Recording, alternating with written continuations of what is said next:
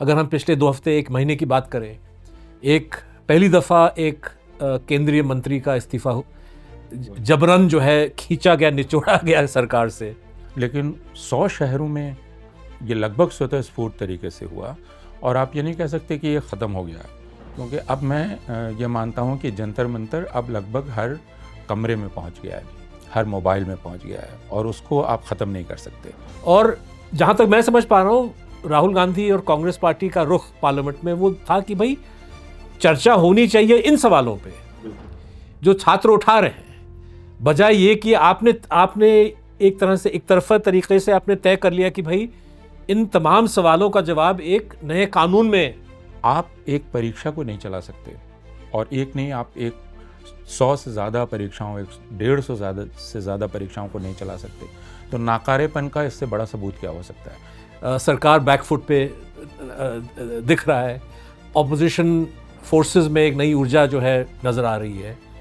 क्या ये तमाम जो चीज़ें हैं चंद हफ्तों में डिसिपेट हो जाएंगी? क्या इसका कोई दीर्घकालीन असर होगा? अब भारत के माँ बाप, भारत के अभिभावक ये नहीं जानते हैं कि कंटेंट क्या है परीक्षा का। वो ये नहीं जानते कि उसके पहले करिकुलम क्या है। वो समझाना बड़ा मुश्किल है उनको। लेकिन वो ये तो देखते हैं कि भाई मेरे बच्चे ने 12 घंटे 18 घंटे मेहनत की और तुम एक परीक्षा नहीं करा पाए। तो जो चीज़ वो देख पा रहे हैं कि ये पूरी तरह से निकम्मे हैं। बिल्कुल। और ये निकम्मापन, अब आप कहते हैं कि विचारधारात्मक रूप से ये हैं, बाकी ये हैं, लेकिन निकम्मापन लोगों की समझ में आता है क्योंकि उन पर सीधा असर डाल रहा है। नमस्कार, मैं सिद्धार्थ वरदराजन और आप देख रहे हैं सच्ची बात। गुज़िश्ता 2 हफ्तों की सियासत के बारे में हमेशा की तरह चर्चा करेंगे। मेरे साथ मौजूद हैं अपूर्वानंद जी, और मैं एक लंबा चौड़ा भूमिका को छोड़ते हुए सीधे एक सवाल पे पहुंच रहा हूं, जो सवाल मुझे लगता है कि बहुत सारे लोगों के दिलो दिमाग में है कि आगे क्या होने वाला है। और ये सवाल का कॉन्टेक्स्ट यही है कि अगर हम पिछले 2 हफ्ते 1 महीने की बात करें, एक पहली दफ़ा एक केंद्रीय मंत्री का इस्तीफा जबरन जो है खींचा गया, निचोड़ा गया सरकार से।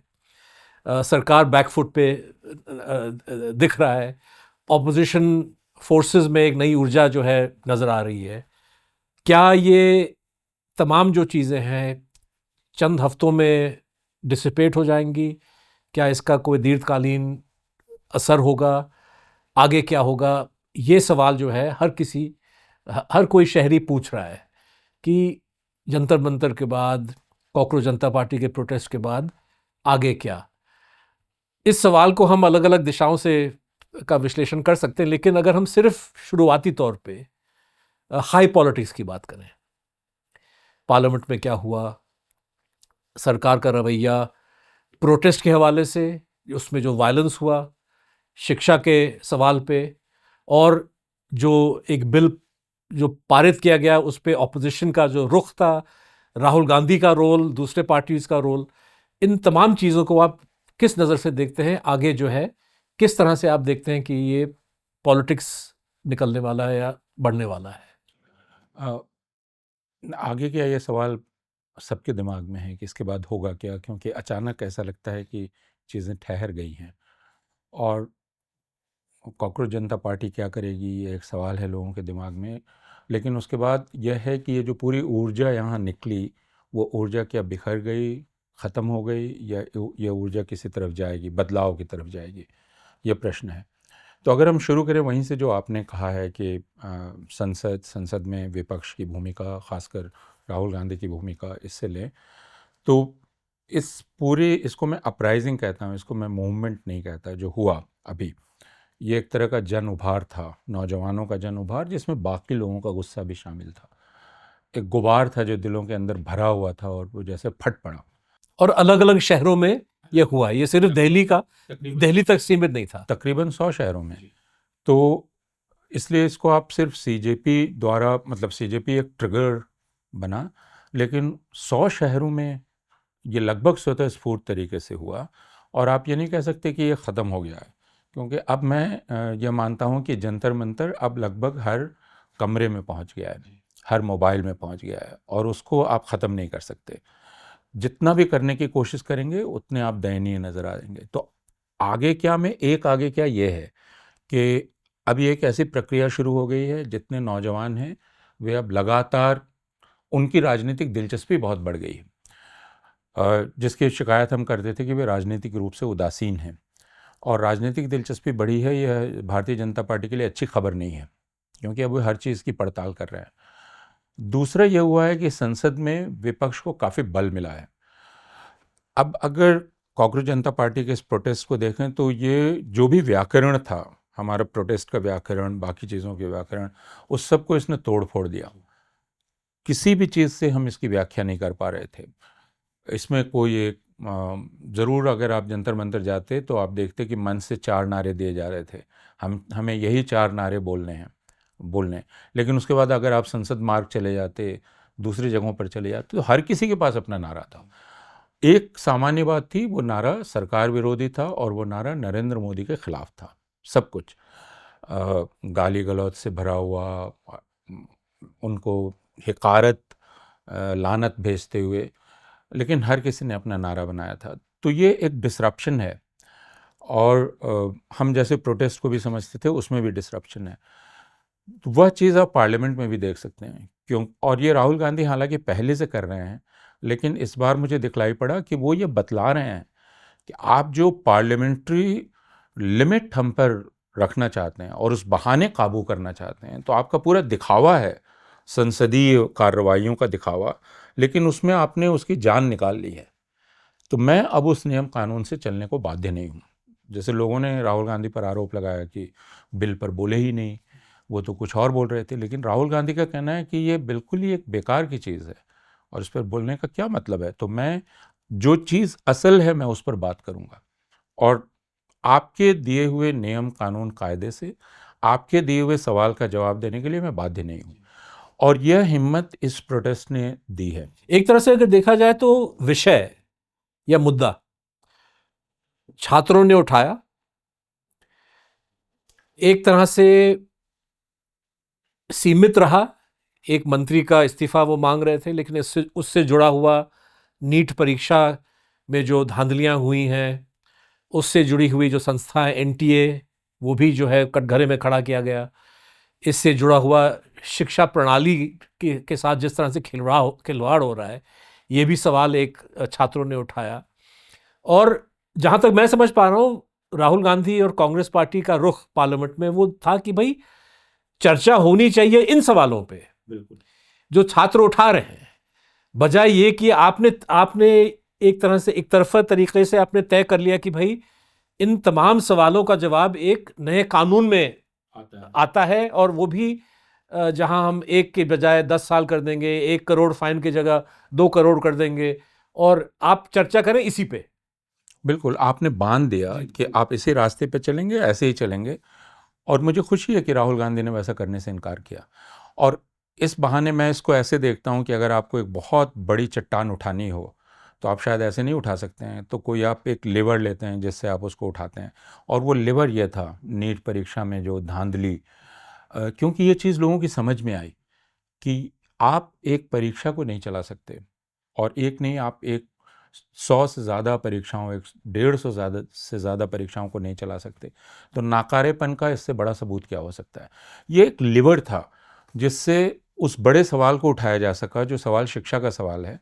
और वो शिक्षा क्यों इस वक्त चौपट है, वो इसलिए कि जो राजनीतिक काबिज है वो उस शिक्षा को होने नहीं देगी। जो राहुल गांधी का वाक्य था कि वे आपको विद्यार्थी रहने नहीं देंगे, they don't allow you to be students.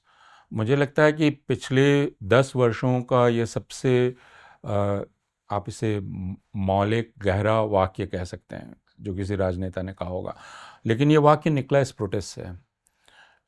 ये वाक्य वो कह पाए संसद में, और इस वाक्य को लोगों ने सुना कि, और उन्होंने जो श्रेणियां बनाई स्टूडेंट की, इडियट की और अंधभक्त की, वो श्रेणियां भी लोगों की समझ में आई। वो सिर्फ इसलिए कि ये प्रोटेस्ट हुआ। तो राहुल गांधी एक बड़े सवाल की तरफ ध्यान ले जाना चाह रहे हैं जो अभी जाएगा, क्योंकि लोग अब थोड़े उत्सुक हैं समझने के लिए भी, जानने के लिए भी, कनेक्शंस बनाने के लिए भी, कि क्या है जो पहले नहीं होता, इसके पहले नहीं होता?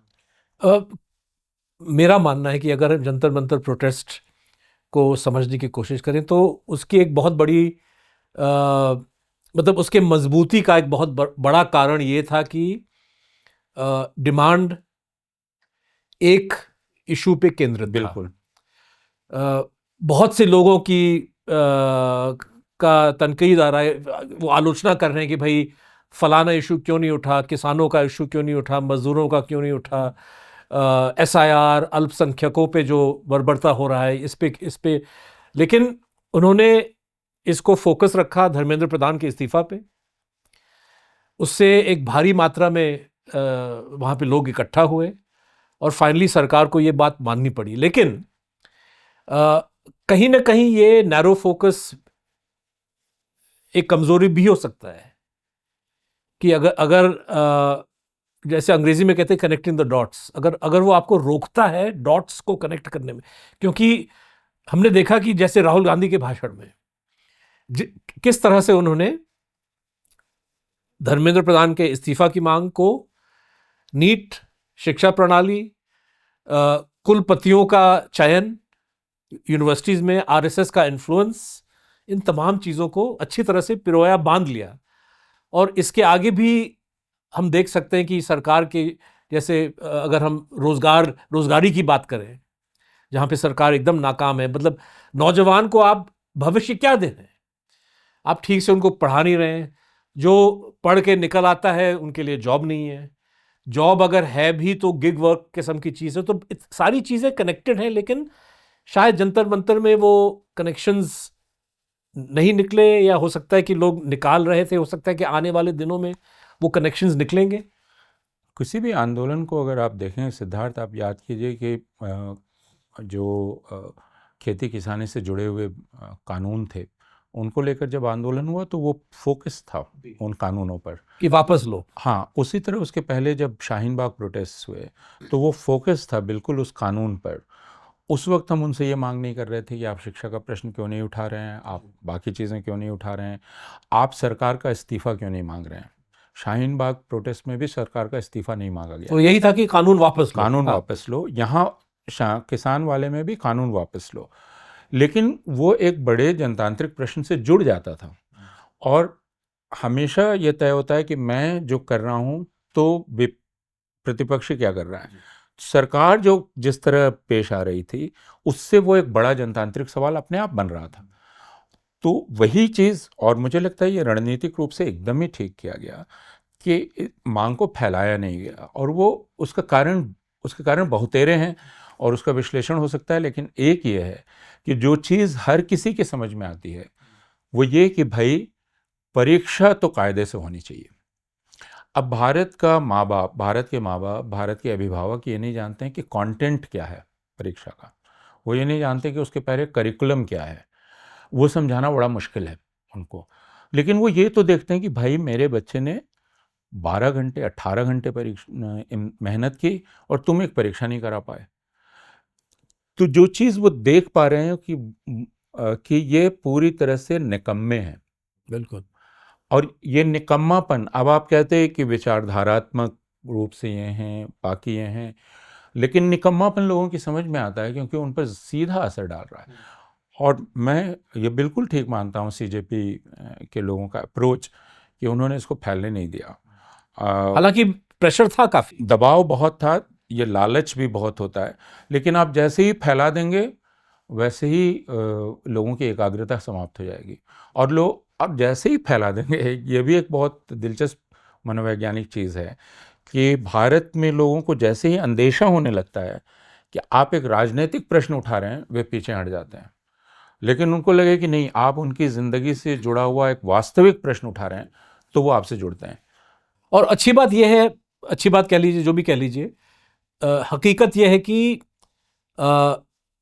सरकार का जो रवैया रहा जुलाई 20 को, जिस तरह से प्रदर्शनकारियों पे हमला किया गया, पैलेट गन्स का इस्तेमाल किया गया, बिहार में AK-47 जो है वो चलाए गए, दिल्ली में भी सवाल खड़ा किया गया है कि एक महिला के कान में जो चोट लगी है, बीजेपी वाले और दिल्ली पुलिस का भी ये दावा है कि ये किसी ब्लंट इंस्ट्रूमेंट से हुआ, हालांकि हॉस्पिटल का नोट कहता है गन शॉट इंजरी, और वो महिला भी कहती कि हमने एक फायरिंग की आवाज़ सुनी। तो हो सकता है कि दिल्ली शहर में भी लाइव फायरिंग हुआ, हालांकि पुलिस इसका इनकार कर रहा है, लेकिन पैलेट गन्स को भी पुलिस ने कहा कि हमने यूज़ नहीं किया, जबकि अब साफ निकल चुका है आरएफ और पुलिस डायरी से कि इस्तेमाल किया गया। कहने का मतलब कि सरकारी रवैया, सरकारी रिएक्शन प्रोटेस्ट को कुचलने में, एक तरह से जो पॉलिटिक्स सीजेपी ने, मतलब मूवमेंट को एक नैरो फोकस जो था धर्मेंद्र प्रधान का इस्तीफा, सरकार ने अपने मिस हैंडलिंग से या हैंडलिंग जो भी कह लीजिए, उससे बहुत सारे लोगों की आंखें खोल दी। मतलब जिन चीज़ों की समझ प्लेटफॉर्म से नहीं हो पाया वहाँ पे, और शायद उचित भी नहीं था कि आप उसको वाइडन करें, सरकार ने खुद लोगों के आंखों से वो पट्टियाँ हटा दी। हाँ, जैसे यह बात हम लोग बहुत अरसे से करते आए हैं, विपक्षी दल भी कर रहे हैं, लेकिन व्यापक जनता उसे नहीं समझ पाती है। तो व्यापक जनता कुछ मोटा मोटी ढंग से बातों को समझती है कि आप इंसानियत से पेश आते हैं कि नहीं, आप कितने निर्मम हैं, कितने बर्बर हैं। आप सोनम वांगचुक के उपवास को देख लीजिए, वह उपवास जैसे जैसे बढ़ता चला गया, वैसे वैसे सहानुभूति लोगों की बढ़ती चली गई, और लोग ये सोचने लगे कि भाई बहुत मामूली सी बात है, सरकार बात भी क्यों नहीं कर रही है, एक बयान नहीं, एक मंत्री क्यों नहीं जा सकता है, ये इतनी मुश्किल क्या है इसमें, और इसे सरकार ने इज्जत का सवाल क्यों बना लिया है। और जब उन्होंने वांगचुक को उठा लिया तो वहाँ से जिस तरह से उठाया, उठाने का भी तरीका होता है, जिसमें उन्होंने चादरों से घेरा और उठाया, तो बहुत लोगों ने उन चादरों को कफन की तरह देखा। और क्या आप जिंदा आदमी के साथ, एक कमज़ोर आदमी के साथ, एक 60 साल के आदमी के साथ ऐसा कैसे कर सकते हैं। तो आप जिसे कह सकते हैं, मैं हमेशा देखता हूँ कि अंग्रेज़ी में जो शब्द है कि ये गटरल लेवल पर लोगों ने इसको महसूस किया, एकदम जैसे हिट किया इसने, कि अच्छा, आप कफन आपने उड़ा दिया एक जिंदा आदमी को। ये चीज़ लोगों को बहुत बुरी लगी, और उस दिन से जंतर मंतर पे अचानक लोगों की संख्या काफ़ी बढ़ गई, और 20 तारीख को वो बहुत ही ज़्यादा बढ़ गई। और फिर 20 को जो सरकार ने किया, जो कि सरकार का इंस्टिंक्ट है, तो सरकार ने इसके पहले भी पहली बार नहीं किया। किसान जब आ रहे थे तो राजमार्ग खोद दिए गए, आपको ध्यान होगा, गड्ढे खोद दिए गए, वो तो किसान ट्रैक्टर उतार के और उसको भर के चले आए, कीलें गाड़ दी गई। शाहीन बाग के साथ जो किया गया वो हम सब लोगों ने देखा है, हिंसा की गई। तो इन्होंने यहाँ उसी इंस्टिंक्ट से काम किया, लेकिन इस बार जो वहाँ लोग इकट्ठा थे, उनको आप किसी एक ब्रैकेट में नहीं डाल सकते थे कि ये किसान हैं, सिख हैं, ये मुसलमान हैं, अर्बन नक्सल है, जो भी लेबल आप लगाते हैं, उनमें कुछ भी नहीं था, क्योंकि वहाँ माँ बाप मौजूद थे, भाई बहन मौजूद थे, बहुत सारे कॉरपोरेट एग्जीक्यूटिव्स थे वहाँ पर। मैं 20 तारीख को जब गया तो मैंने सुना एक व्यक्ति को, जिसको ये लोग स्टार्टअप कहते हैं और अपनी शान बताते हैं, उसमें एक व्यक्ति इंटरव्यू दे रहा था, वो बहुत दिलचस्प था। उसने कहा कि मैंने एक स्टार्टअप खोला है और मैं इतने लोगों को मैंने नौकरी दी है, और मेरा जीएसटी का पैसा जाता है, और मेरे जीएसटी के पैसे से ये बच्चों को मार रहे हैं, और वो रो रहा था। और एक महिला थी जिसको पीटा पुलिस ने, और वो कह रही थी कि मैं इतने करोड़ के कंपनी के मालिक हूं और तुम मुझे पीट रहे हो।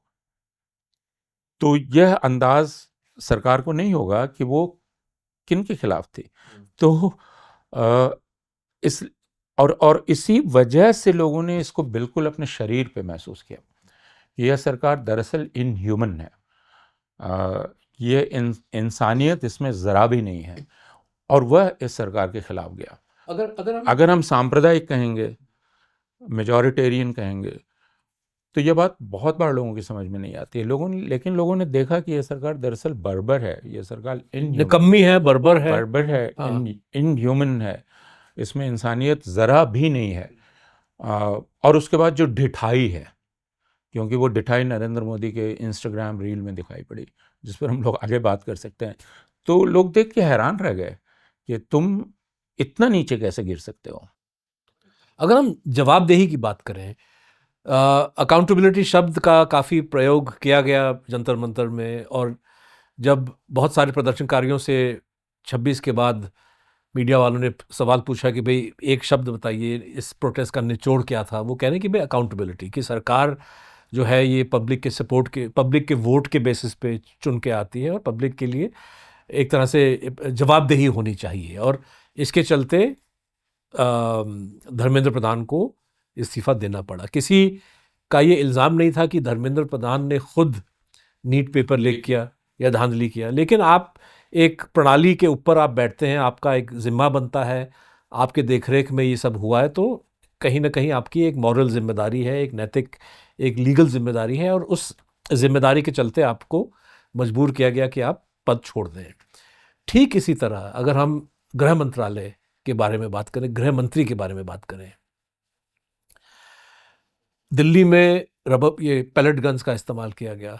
अब ये मामला जो है सुप्रीम कोर्ट में चला गया, जहाँ पे यशोवर्धन आज़ाद, 2 विक्टिम्स, वृंदा ग्रोवर जो लॉयर हैं, वो वहाँ पे आर्ग्यू कर रहे हैं कि भाई ये किस संवैधानिक प्रोविज़न के तहत ये सब किया गया है, किन कानून के तहत ये किया गया है, और इस पे कोर्ट कुछ कहेगा, फैसला सुनाएगा। लेकिन सरकार का जो इनिशियल रिएक्शन, पुलिस का जो इनिशियल रिएक्शन, वो क्या था कि भाई उन्होंने डिनाई किया।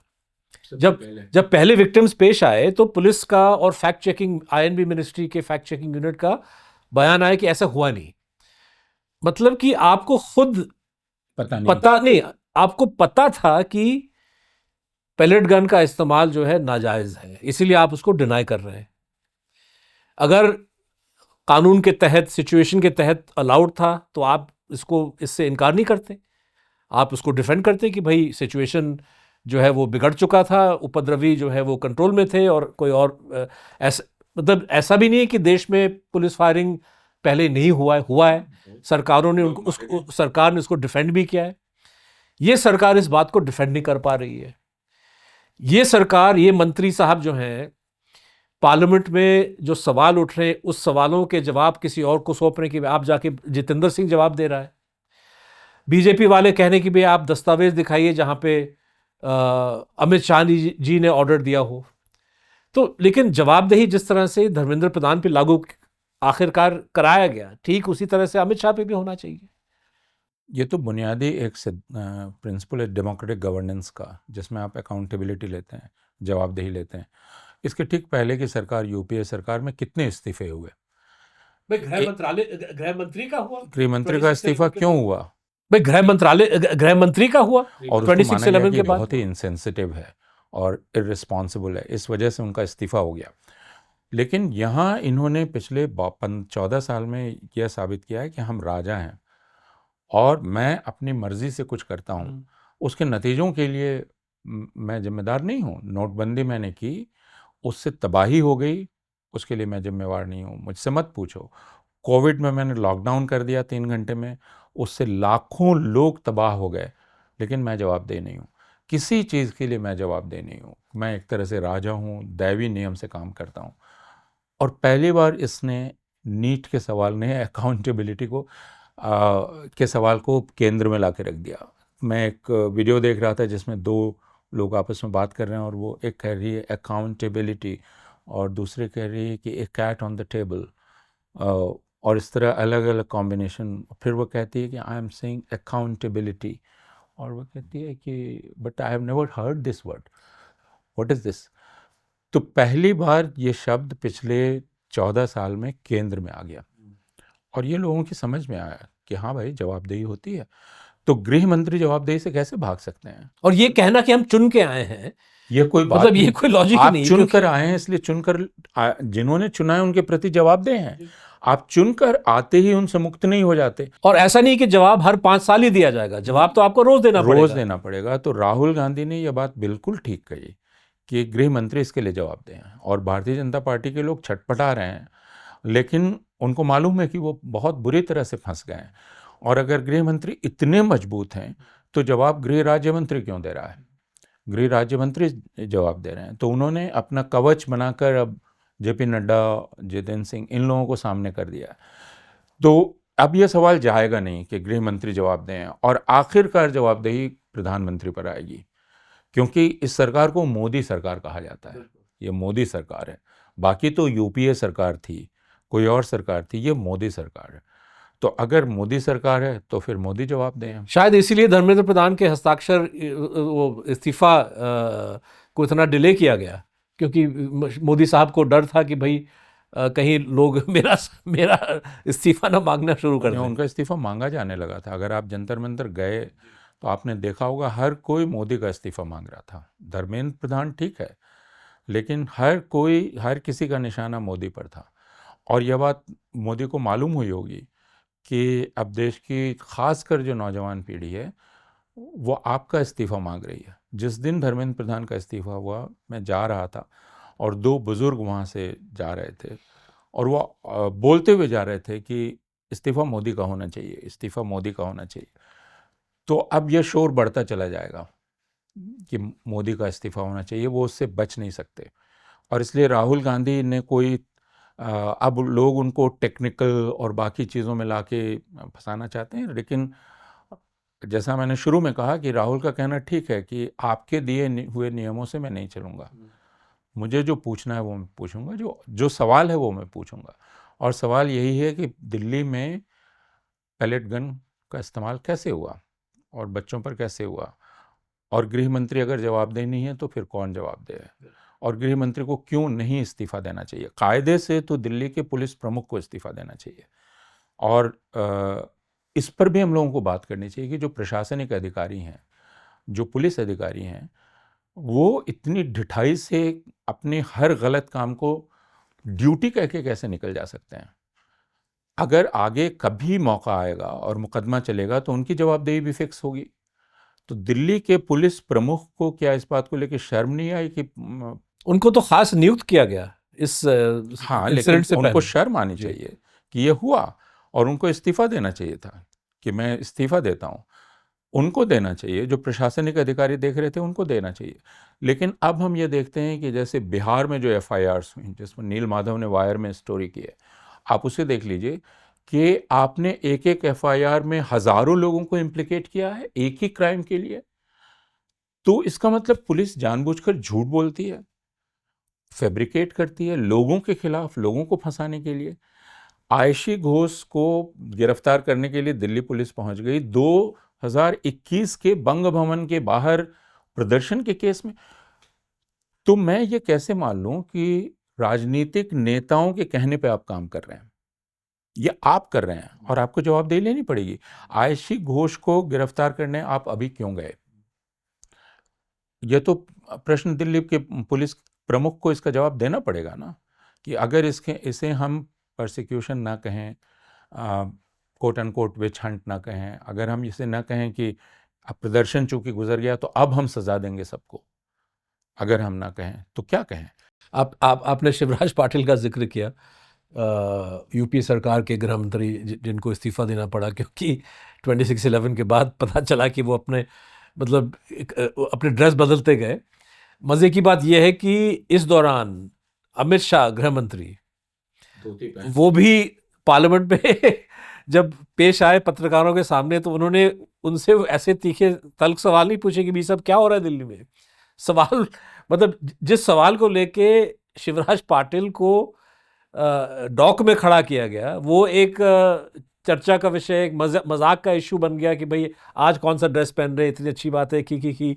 तो ये एक डबल स्टैंडर्ड मीडिया का है ही। लेकिन साथ साथ अगर हम वापस आए अमित शाह के बारे में कहें कि इस्तीफा दे या ना दे वो अलग बात है, लेकिन कम से कम वो इस पुलिस एक्शन को ओन अप तो करें। आप मान तो लें कि भाई ये सब, चलिए आप डिफेंड कर लीजिए। अगर आपको लगता है कि पुलिस ने जायज कार्रवाई की तो आप पार्लियामेंट में खड़े होके फख्र के साथ कहिए, ताकि आपके जो सपोर्टर्स हैं देश भर में, जो आपके वोटर्स हैं, वो इस बात को समझ लें। लेकिन वो कहने के लिए तैयार नहीं है। बताया जाता है कि सबसे बहादुर, सबसे श्रेष्ठ गृह मंत्री हैं सरदार पटेल के बाद, लेकिन आप में ज़रा सी हिम्मत नहीं कि आप अपने पुलिस वालों की जो चीज़ जिन चीज़ों को उन्होंने अंजाम दिया उसको आप ओन अप नहीं कर पा रहे। अगर आप आज की खबरों पर ध्यान देंगे तो अब वो दूसरे तरीके से किया जा रहा है उसको डिफेंड करने का काम, सीधे तो ऐसे नहीं, लेकिन अब उन पुलिस कर्मियों के परिवार वालों को सामने लाया जा रहा है जो पुलिसकर्मी इसमें घायल हुए थे, या कहा जा रहा है कि घायल हुए थे। अब वे सुप्रीम कोर्ट जा रहे हैं और वे कह रहे हैं कि हमारे भी अपने अधिकार हैं और उन अधिकारों की रक्षा की जानी चाहिए और हमारे ऊपर उपद्रवियों ने हमला किया। तो अब इसे एक फैक्ट की तरह इस्टेब्लिश करने की कोशिश की जा रही है कि दरअसल आंदोलनकारी काफ़ी आक्रामक थे, उपद्रवी थे, और वे प्रेस कॉन्फ्रेंस कर रहे हैं और वो सुप्रीम कोर्ट जा रहे हैं।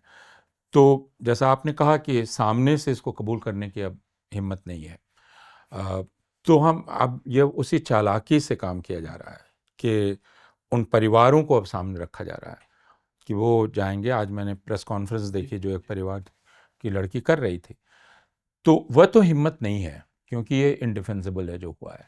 हालांकि सुप्रीम कोर्ट ने खुद एक क्लॉज दे दिया कि अगर असाधारण परिस्थिति में इसका इस्तेमाल किया जा सकता है तो हम मना नहीं कर सकते अभी। तो अब सुप्रीम कोर्ट को भी कभी सोचना होगा कि उसकी जवाबदेही भी तय होगी, जो कुछ भारत जहां पहुंचा है, और उन सारे लोगों की होगी जो जजेस थे, तो उनको भी अब बोलते समय, अपने फैसले देते समय सोचना पड़ेगा। लेकिन ये सच है कि पहली बार गृह मंत्री अब एक ऐसे कटघरे में हैं जिनसे निकलना उनके लिए बहुत ही मुश्किल है। ढिठाई रहेगी जो कि भारतीय जनता पार्टी की आदत है, उस ढिठाई से ये काम करेंगे और हो सकता है नेहरू तक जाएं और फिर कुछ बात करने की कोशिश करें, लेकिन अब रास्ता नहीं है। एक प्रमुख बात जो जंतर मंतर से निकली वो ये थी कि, और बहुत बहुत लोगों ने इस पे कमेंट भी किया है कि खौफ जो माना जाता था कि आम शहरी के दिलो दिमाग में छा गया है कि आप सरकार की आलोचना मत करिए, अपनी आवाज़ उठा के जो है मोदी के बारे में कुछ भला बुरा मत बोलो, आप पे केस हो जाएगा। ये जो डर का जो माहौल पिछले 12 साल से हम देख रहे हैं, ख़ास तौर पे पिछले 5-6 साल से, बल्कि मैं कहूँगा कि दिल्ली में एंटी सीए प्रोटेस्ट को कुचलने के बाद जो माहौल शहर में था, वो डर, वो खौफ, वो भय लगता है कि पिघल गया है। कितना लॉन्ग लास्टिंग होगा ये? प्रोटेस्ट के दौरान हमने देखा कि बहुत सारे छात्रों ने सीधे तौर पे मोदी को निशाना बनाया, ज़्यादातर ने, और कुछ कुछ आप कह सकते हैं अपशब्दों का इस्तेमाल किया गया, वल्गर भी आप उसको कह सकते हैं, डायरेक्ट पर्सनल टारगेटिंग। ये भी सच है वैसे कि हिंदुस्तान के कानून के तहत आमतौर पे पीएम को आप टारगेट कर सकते हैं, इसमें कोई आप लॉ नहीं वायलेट कर रहे। हर पीएम को किया गया, हर पीएम को किया गया, कटाक्ष, सटायर। पिछले पीएम को इसी पीएम ने किया, रेनकोट पहन के। बिल्कुल बिल्कुल। तो ये सब बच्चों ने किया। अब पता चल रहा है, जैसे नोएडा में एक केस दर्ज हुआ है, और शहरों में शायद इसका होगा, कि सोशल मीडिया पोस्ट्स को निकाल के, वीडियोस को निकाल के छात्रों की प्रोफाइलिंग की जा रही है, केसेस रजिस्टर हो जा रहे हैं, पीटे जा रहे हैं, डॉक्सिंग किया जा रहा है। मुझे लगता है कि एक प्लान्ड तरीके से जो एक फियर उड़ गया था उसको दोबारा इंट्रोड्यूस करने की कोशिश की जाएगी। हाँ, लेकिन उसका उल्टा असर होगा, आप पीट लेंगे। मैंने देखा कि एक आध के साथ हुआ, लेकिन उन्होंने वापस वीडियो बनाया, उन्होंने बतलाया, और इसकी प्रतिक्रिया बहुत भयानक होगी। तो ये गुंडे पीट सकते हैं, ये गुंडे हैं, लेकिन एक और बात है कि इनको इसके लिए भी तैयार होना चाहिए कि इसकी ठीक दूसरी प्रतिक्रिया हो सकती है और वो शिकार हो सकते हैं उसके, क्योंकि इन सब की ताकत आती है सिर्फ समूह में गुंडागर्दी करने में, लेकिन अगर एक दूसरा समूह सामने आ जाए तो फिर इनकी पूरी ताकत ख़त्म हो जाती है।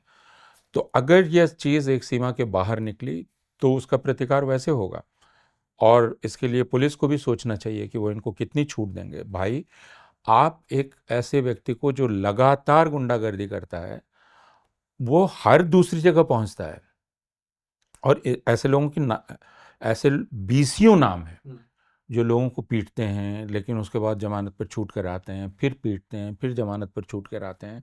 कभी कभी पुलिस कहती है कि हम इनकी तलाश में हम लोग लगे हुए हैं, पता नहीं कहाँ पे हैं, लेकिन पता चला कि पुलिस कमिश्नर के साथ वो तस्वीरें खिंचवा रहे हैं। मोनू मानेसर अगर पुलिस प्रमुख के साथ फ़ोटो खिंचवा सकता है तो पुलिस को सोचने की ज़रूरत है। तो वो ज़रूर ये करने की कोशिश कर रहे हैं कि जो डर पूरी तरह ख़त्म हो गया था उस दहशत को वापस लाएं, लेकिन वो आ नहीं सकती, वो नहीं आएगी वापस। आखिरी सब्जेक्ट जो हम जिस पे हमको बात करना चाहिए वो ये मोदी साहब की अपनी का अपना भूमिका, अपनी शख्सियत, जो कल्ट ऑफ पर्सनालिटी पिछले 12 साल से हम देख रहे हैं, और जो अब इन दिनों शायद इस प्रोटेस्ट से पहले उरूज पे था।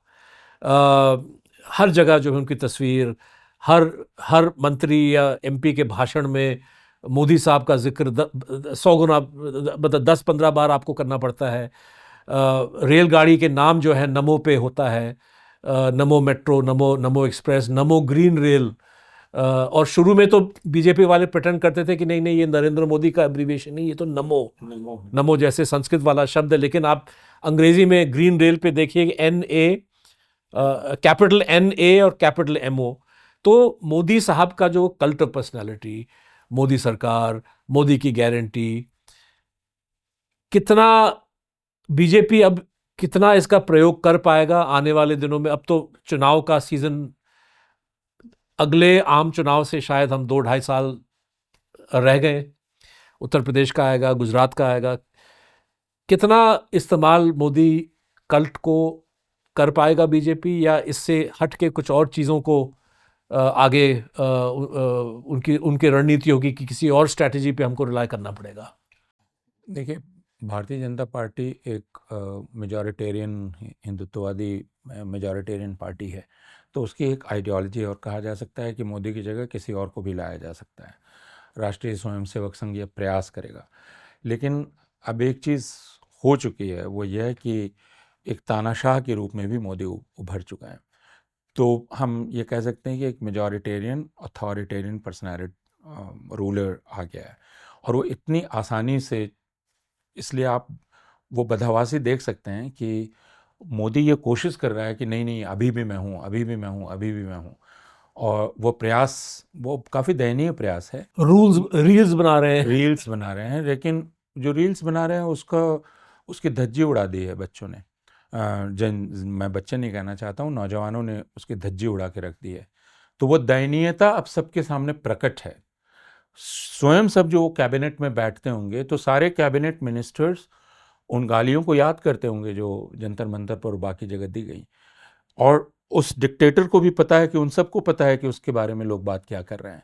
तो ये एक बहुत दिलचस्प घड़ी है, और इसका अध्ययन होना चाहिए। हाँ, वो वीडियोस और स्लोगन सबने सुने, सबने सेव भी किया है, कर रखा होगा, ये जानते हुए कि डिलीट हो जाएगा। हाँ, और चूंकि भारतीय जनता पार्टी में लगभग सारे नेता अपमानित किए गए हैं, सारे नेता ही 2 लोगों के द्वारा अपमानित किए गए हैं, और सारे नेताओं को दरबारी होने के लिए बाध्य होना पड़ा है, तो वे भी कुछ इसके बारे में सोच रहे होंगे। हम नहीं जानते हैं क्या, कैसे, भीतर, लेकिन वो भी सोच रहे होंगे। अब एक तरह का लेन देन का रिश्ता है भारतीय जनता मोदी और राष्ट्रीय स्वयंसेवक संघ में, क्योंकि राष्ट्रीय स्वयंसेवक संघ मोदी शासन का सबसे बड़ा बेनिफिशियरी है। उसको जितना पैसा आया, उसकी जितनी इज्जत बढ़ी, उसके जितने लोग अलग अलग जगह लग गए, तो वो इस मोल तोल में कहाँ बैठेगा, ये भी अभी देखने की आवश्यकता है। तो ये सारी चीज़ें अनिश्चितता के गर्भ में है, लेकिन मोदी ने जो अपना बहुत बड़ी छवि बना रखी थी, जिसके बारे में राहुल गांधी ने कहा, और जो कहते ही लोग तिलमिला गए कि जो इडियट होता है वो दरअसल अपनी एक बहुत बड़ी तस्वीर बनाता है, तो वह तस्वीर तो पूरी तरह दरक चुकी है, ख़त्म हो चुकी है, और वह रुतबा अब मोदी को वापस हासिल नहीं होगा। जितनी वो कोशिश करेंगे उतने दयनीय नज़र आएंगे। अभी मैंने देखा कि लोधी रोड पर भारतीय जनता पार्टी के युवा मोर्चा ने कई होर्डिंग्स लगाई जिसमें उन्होंने लिखा जेन जी फॉर मोदी। तो अब वो बिल्कुल डेस्परेशन में है साबित करने के, लेकिन वो दयनीय है, और मोदी का रुतबा वापस नहीं आ सकता। बिल्कुल, मुझे लगता है कि इंडियन पॉलिटिक्स एक दिलचस्प मोड़ पे आ चुका है। आगे क्या होगा, चुनाव का सीज़न आ रहा है, ये देखने को मिलेगा हमको। इस पे हम बार बार दोबारा प्रयास करेंगे। अपूर्वानंद, बहुत वक्त गुजर जाता है, हम कोशिश करेंगे महीने में एक बार आप और हम बैठ के इस चीज़ का विश्लेषण करें। और दर्शकों तक जो है इन बातों को पहुंचाएं। अगर आप इस शो को देख रहे थे तो बहुत बहुत शुक्रिया। आप देखते रहिए, शेयर करते रहिए वायर वीडियो चैनल को, और अगले कार्यक्रम तक आप हमारे साथ जुड़े रहिए। Thank you for watching. Bye bye.